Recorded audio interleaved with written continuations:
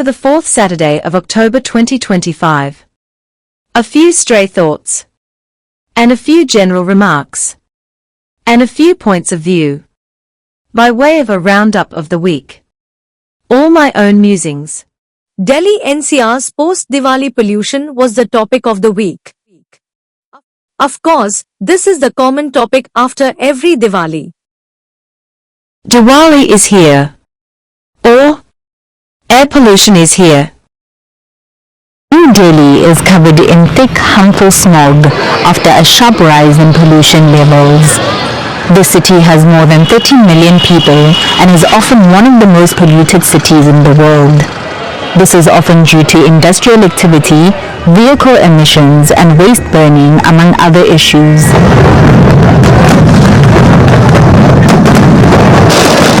But this time, pollution has increased because of days of fireworks during Diwali. The Supreme Court allowed people to use green firecrackers, which are designed to release fewer harmful particles and smoke during the Hindu festival. But there are reports that many still lit fireworks after allocated times. But, how does West manage New Year and Christmas? There are reports that air quality index during New Year and Christmas are not taken into account while declaring the stats. Air quality is just one part of the picture. If you take a walk around most European cities on the morning of New Year's Day, it looks as if a giant trash can exploded and deposited bits of rockets and general detritus everywhere. If you count the number of injuries from fireworks that emergency wards see on New Year's Eve, you'd run out of fingers. And then you can factor in the danger to vulnerable individuals and the fact that animals are downright terrified of the fireworks. And air quality. Obviously we saw a spike. You can't shoot that much potassium nitrate, sulfur and an assortment of metal compounds into the atmosphere and expect there to be no effect. This is what the PM 2.5 in light purple and PM 10 in olive green levels looked like on New Year's Eve. Interestingly, we think that we exceeded the sensor's PM 10 abilities, so the PM 10 levels could actually have been higher. At any rate, you can clearly see a gradual rise from 10 p.m., already above the WHO recommendations, until the big spike at midnight. At the peak, we saw a PM 2.5 value of 811 and PM 10 value of 1201. That's 32 times and 24 times higher than the safe values for PM 2.5 and PM 10 respectively. Unlike in regions where each city has one large fireworks display, civilians in several European countries are permitted to purchase and use fireworks themselves, in addition to the organized fireworks display of whichever city they live in, on New Year's Eve. The result is something akin to a war zone when midnight strikes, night skies lit up in a panorama around you, with explosions, flashes, raining fire drops, and smoke. Lots of smoke. It was this smoke that had us wondering, just how bad are the pollution levels from these fireworks? And what is the grander impact of it? Putting it into perspective. So what do these massive levels of particulate matter over a short period of time mean in the bigger picture? Surely it is massively destructive to our environment. And there must be a big impact on general health, right? Well, it might actually not be as bad as it seems. Despite the general media's pangshang for running with the admittedly sensational numbers, the effect on the environment and on health should be seen in context. The levels recommended by WHO are averages. Take PM 2.5 as an example. The WHO guideline value is a maximum of 25 averaged out over the entire day. However, on the specified dates, the average was around 45 over the entire day. However, the health risks to healthy individuals are very small over a period of 24 hours. You might feel a little scratchy in your throat, but that's really about it. That's not to say that the short-term period of concentrated levels of PM 2.5 and PM 10 are acceptable for everyone. Rather, people who have specific health predispositions such as asthma or certain heart problems are at a much higher risk during these times of poor air quality. Fireworks for or against. So if it's not so dangerous, is it okay to be firing fireworks willy-nilly into the air? Well, just like the figures need to be taken in the context of a bigger picture, so does the argument for or against legalizing fireworks for specific celebrations, like New Year's Eve in Europe, Diwali in India, or Independence Day in the United States. Deepavali is diyas, fireworks and celebrations. Enjoy with responsibility. You are watching Sanglikar's Weekly. Indian political parties, so many, so weird. Indian political canvas, so wide, so colorful. BJP, Congress, Shiv Sena, TDP, TMC, DMK. Communist Party, JDU, BJP, so many, oh so many.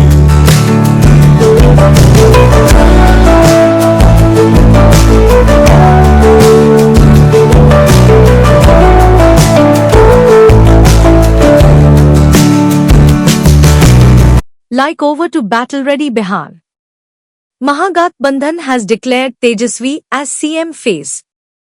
Modi has declared Nitish as the CM face. It is Bihar's bellwether election. Like, can any party rise above caste politics? Well, Tejasvi has promised to reduce price of LPG cylinder to Rs 500 and increase old age pension to Rs 1500. Promises get votes. Don't they? Sanglikar's Weekly. Like in Maharashtra, Minister Bawankule said BJP workers were being monitored. Sack the fellow for breach of privacy, screamed Sanjay Raut. And Aditya Thackeray says he will drop a bomb on vote chori, Mumbai version. Let's see. Prayer is not asking. It is a longing of the soul. It is daily admission of one's weakness. It is better in prayer to have a heart without words than words without a heart. Like, Aligarh Muslim University has clarified that Diwali can be celebrated at the university campus. But does one need permission to celebrate Diwali? Just asking. RSS rally allowed in Karnataka by High Court. Court allows RSS's march in Priyank Kharge's turf, but on November 2nd. The denial over the RSS route march sparked off a war of words between the ruling Congress and the BJP. There seems to have been a big setback for Priyank Kharge as Karnataka High Court has asked the authorities to reconsider the RSS's plea to hold a route march in Chittapur on the 2nd of November. The petitioner, Ashok Patil, representing the RSS, has told CNN News 18 that the organization agreed to shift the event to the 2nd of November after the court observed that another procession was planned the same day and suggested avoiding a clash. The court has also noted that 259 RSS Path Sanchalans have been held peacefully across the state, and questioned as to why the event couldn't be allowed in Chittapur as well. Karnataka government and RSS. Court permits RSS to organize a flag march on November 2nd. Earlier, in a controversial development, the Karnataka government employees across the state have participated in the RSS centenary procession, ignoring official directives. In Talikota, in Vijaypura and Nandikol Mutt and also in Yadgi, teachers and bill collectors were seen joining the RSS march, flouting the state government orders. Yogi vs. Akhilesh Deep Utsav. After the controversy over Akhilesh Yadav's remark that lighting of diyas in Ayodhya is a wasteful splurge or unnecessary expenditure, Yogi Adityanath has made this blistering attack on Akhilesh Yadav, saying that there were petty attempts to deny existence of Lord Ram by the Samajwadi Party and that they attacked devotees, denied existence of Lord Ram, and that Ayodhya was humiliated by invaders under the Samajwadi Party rule.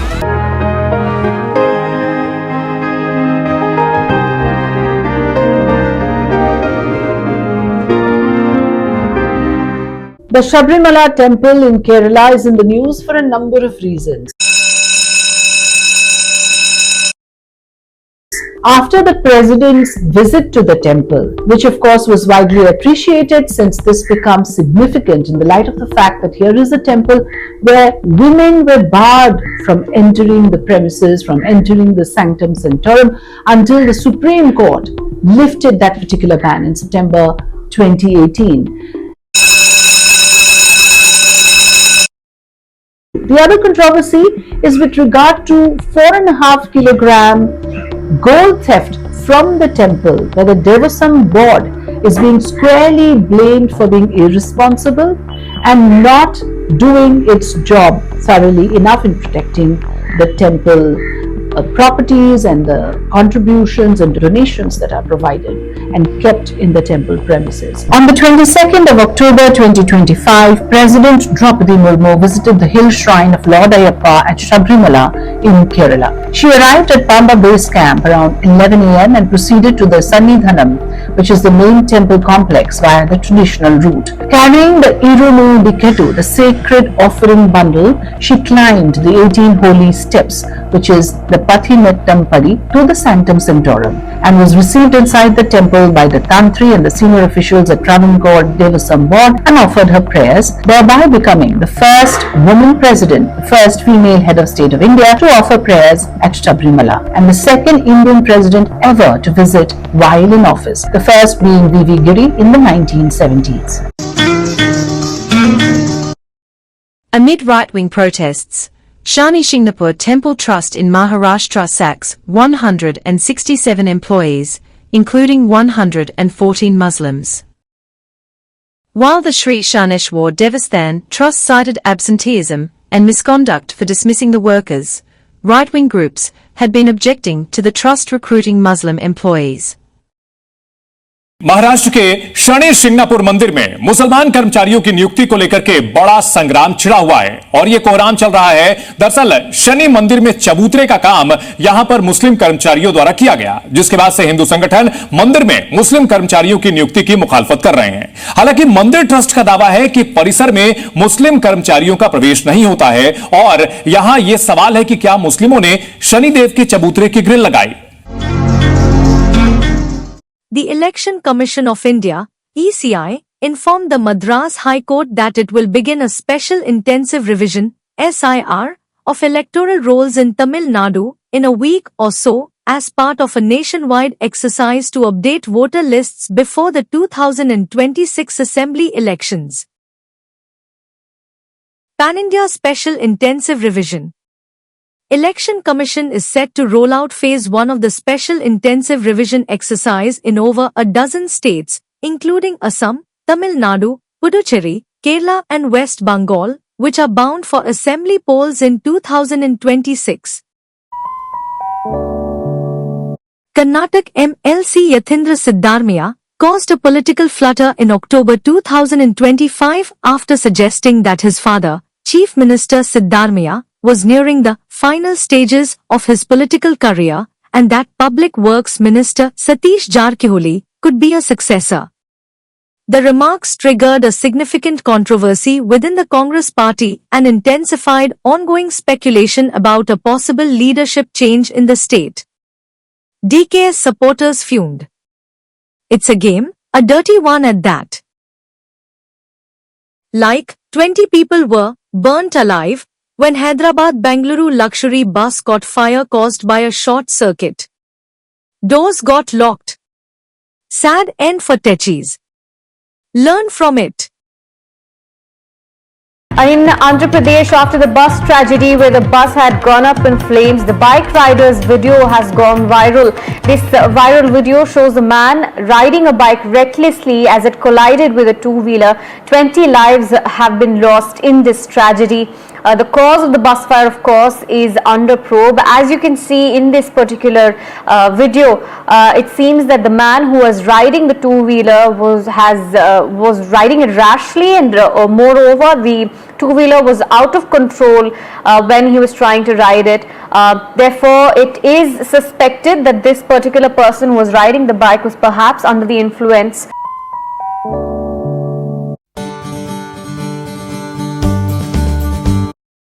Like, I think magnanimity shown by Chief Justice of India by pardoning Rakesh Kishore is misplaced. The man should have been punished. Anyways, Supreme Court is set to hear SCB's contempt petition against lawyer who tried to hurl shoe at CJI on 27th October.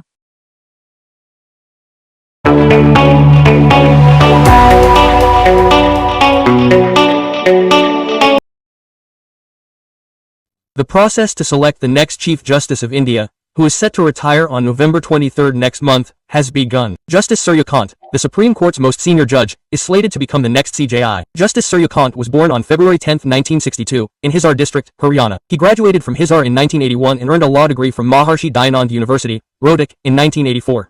He began practicing in the Hisar district court in 1984. In 1985, he moved to Chandigarh to practice in the Punjab and Haryana High Court. He specializes in judicial, civil, and service matters. In 2018, he became the Chief Justice of the Himachal Pradesh High Court. On May 24, 2019, he became a Justice of the Supreme Court. He will retire from the post of CJI on February 9, 2027. You are watching Sanglikar's Weekly.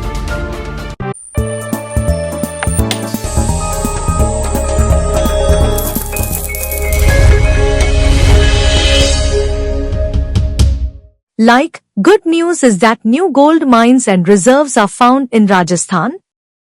Will it bring down gold prices? Doubtful. Silver too is soaring, scaling great heights. Gold prices, which recently touched records high of $2,700 per ounce, have now slightly dipped as global markets stabilize. Still, with inflation, geopolitical tensions and central banks continuing to buy heavily, gold remains the world's favorite safe haven asset. But here's a shining twist. A major gold discovery in Rajasthan's Banswara district has been made. The Geological Survey of India has confirmed a 3-kilometer gold-rich stretch in the Kankadia area, making it the third major gold zone after Jatpura and Bhukia. Mining could begin soon, unlocking vast reserves and giving a major boost to India's gold production, which currently meets only 10% of domestic demand. This discovery also highlights advanced mapping techniques like induced polarization surveys, which reveal hidden deposits in Archean greenstone belts. Economically, it could reduce gold imports, strengthen the rupee and ease global prices. Rajasthan may soon shine bright as India's own gold frontier. Like, share market is recovering, isn't it? Like, it is a good idea to have a government-owned app-based taxi service to reign in Ola, Uber. Bharat में रोजाना बड़ी संख्या में लोग taxi का इस्तेमाल करते हैं। इसके लिए ज्यादातर ओला, उबर, रैपिडो जैसी कंपनियों की ओर से सर्विस दी जाती है, लेकिन धीरे धीरे ये कंपनियां अब मनमानी करने लगी है और यही वजह है कि ये सेवा अब ग्राहकों के लिए सिरदर्द बनने लगी है। इसीलिए अब सरकार ने नई टैक्सी शुरू की है जो न सिर्फ ओला उबर की मनमानी को कम करेगी बल्कि यात्रियों के साथ साथ ड्राइवर्स को भी फायदा पहुंचाएगी। सरकार ने देश की पहली सहकारी टैक्सी सेवा भारत टैक्सी सर्विस लॉन्च कर दी है। भारत टैक्सी सर्विस का लाभ दिसंबर से मिल सकेगा। हालांकि इसका पायलट प्रोजेक्ट नवंबर से ही शुरू होगा, जिसमें 650 ड्राइवर शामिल रहेंगे। इसके बाद दिसंबर से ये सेवा धीरे धीरे देश के बाकी राज्यों में शुरू की जाएगी। उस समय तक 5000 ड्राइवर और महिला सारथी इससे जुड़ जाएंगे। इस सर्विस से भारत में ओला उबर जैसी टैक्सी सर्विस कंपनियों को अब बड़ी चुनौती मिल सकती है।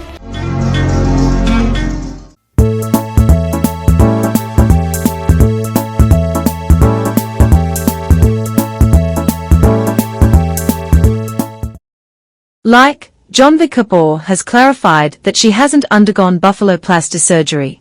Let's decode plastic surgeries that Janvi Kapoor has undergone.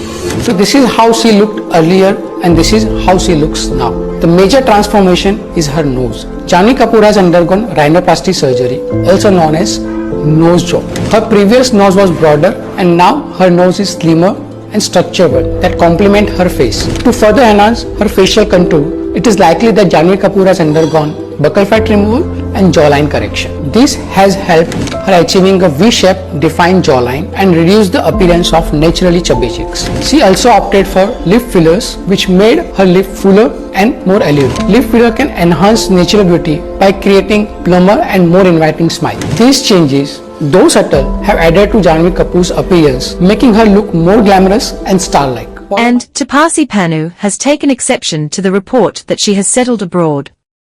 I'm very much here in Mumbai, Tapasi said. Good.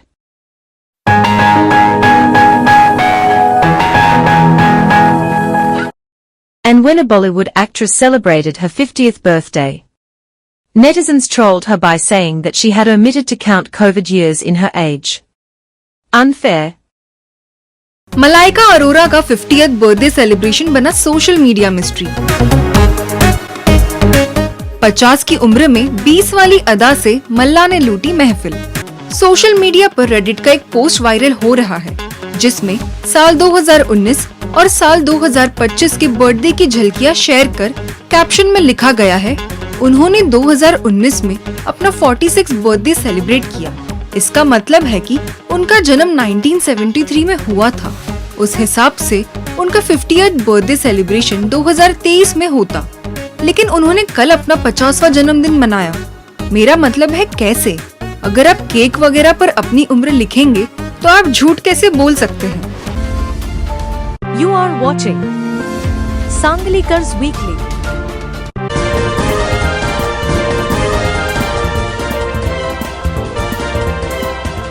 Afghan cricketers killed in Pakistani airstrike. Tragedy struck Afghanistan's cricket community as 3 young domestic players were killed in a Pakistani airstrike in Paktika, the Afghanistan Cricket Board, ACB, said on Saturday. Heart-wrenching visuals emerged from the match they were playing before the strike hit. In protest and mourning, the ACB cancelled its upcoming tri-series scheduled for November in Lahore and Rawalpindi, calling the deaths a dark day for Afghan cricket. According to a Tolo news report, Pakistan conducted a series of airstrikes in Afghanistan's Paktika province, breaching a recent ceasefire agreement between the two countries. The airstrikes targeted the residential areas of Urgan and the 3 players had traveled to Sharana, the capital of Paktika province, to play in a friendly cricket match. They returned to their respective homes in Urgan, where the deadly attack occurred during a gathering. Afghanistan cricket team captain Rashid Khan issued a strongly worded statement condemning the barbaric airstrikes and said he supported Afghanistan's decision to withdraw from the tri-series. He wrote on X, "I am deeply saddened by the loss of civilian lives in the recent Pakistani aerial strikes on Afghanistan. A tragedy that claimed the lives of women, children, and aspiring young cricketers who dreamed of representing their nation on the world stage. It is absolutely immoral and barbaric to target civilian infrastructure. These unjust and unlawful actions represent a grave violation of human rights and must not go unnoticed. In light of the precious innocent souls lost, I welcome the ACB's decision of withdrawing from upcoming fixtures against Pakistan. I stand with our people at this difficult time. Our national dignity must come before all else." During a practice session ahead of the one-off test match against Zimbabwe, the Afghan team gathered together to pay tribute to the victims of the tragic attack in Paktika province. Like, Rohit and Virat came into their own in style in Sydney after the ODI series was lost. Some redemption. India vs Australia 3rd ODI. An absolutely classic chase by Rohit Sharma and Virat Kohli was the highlight of the match.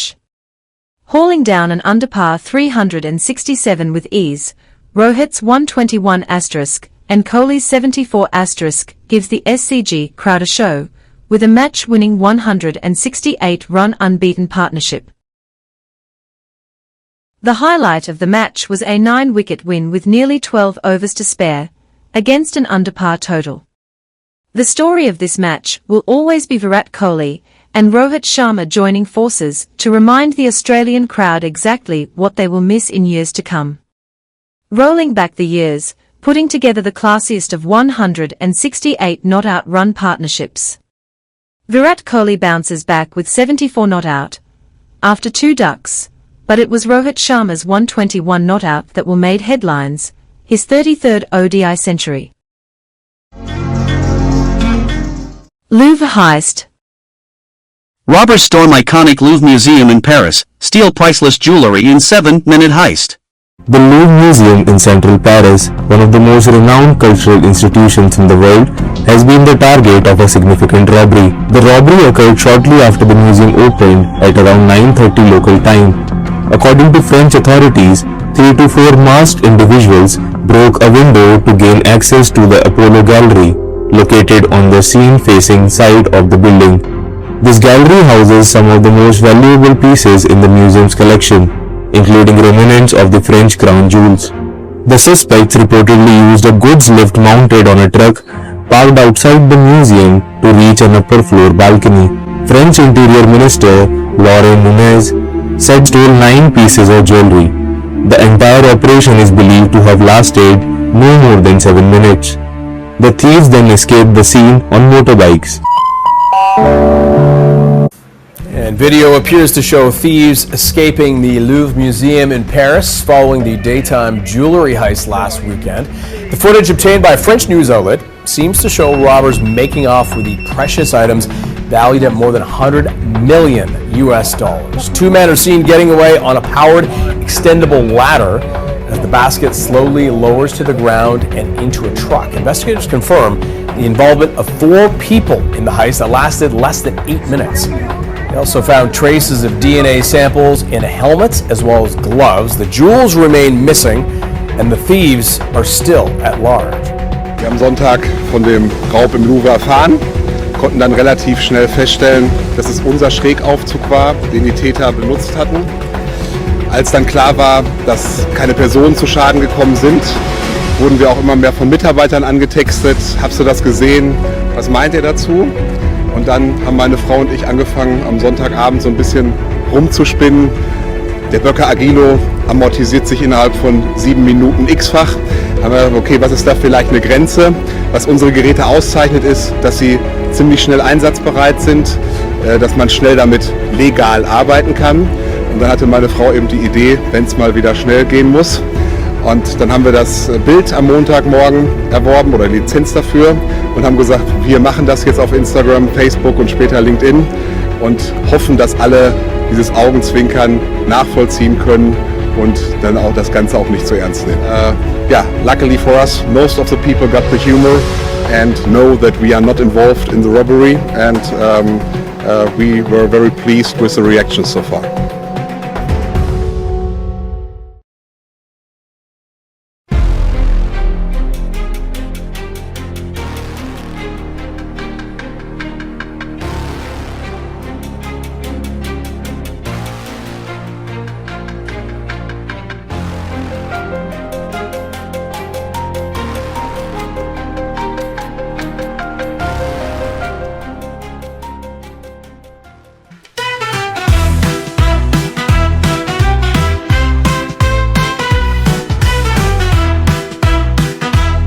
A busload of politicians was driving down a country road one afternoon when suddenly, the bus veered off and crashed into a tree in an old farmer's field. The farmer rushed over, took one look, then grabbed his shovel and buried all the politicians right there. A few days later, the sheriff arrived, saw the wreck, and asked, "Were they all dead?" The farmer scratched his head and said, "Well, some of them said they weren't, but you know how politicians lie."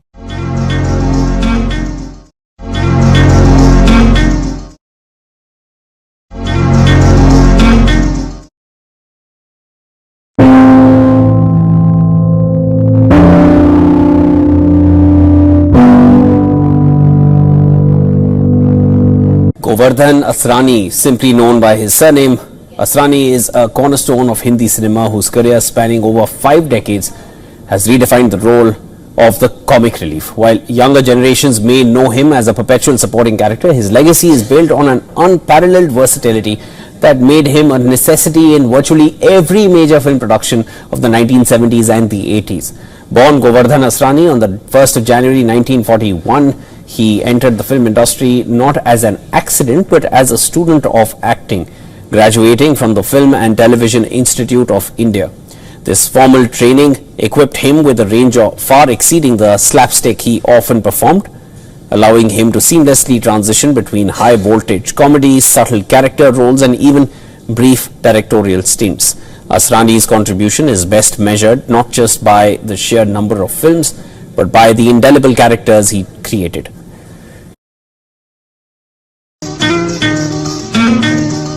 Veteran actor Satish Shah, known for his roles in TV shows like Sarabhai vs. Sarbhahi and films such as Jaane Bhi Do Yaar, Main Hoon Na and more, has passed away. He was 74. As per the report, the actor was battling kidney-related issues. A great loss to our industry. Om Shanti. Like Adguru Piyush Pandey, 70, passed away. PM Modi condoled his death. In 2014, Pandey's campaign, Ab Ki Baar Modi Sarkar, had played a role in Modi's victory.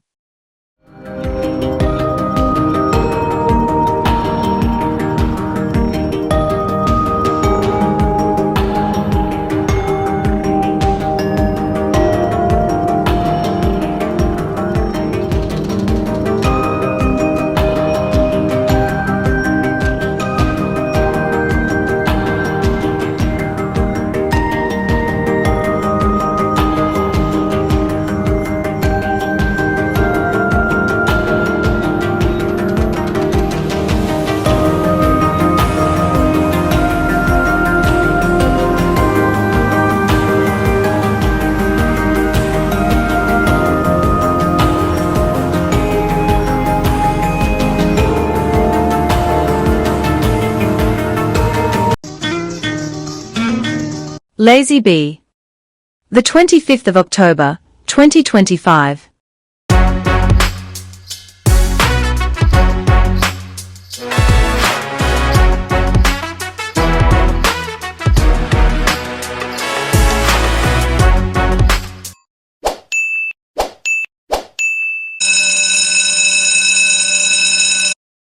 Part 2 follows.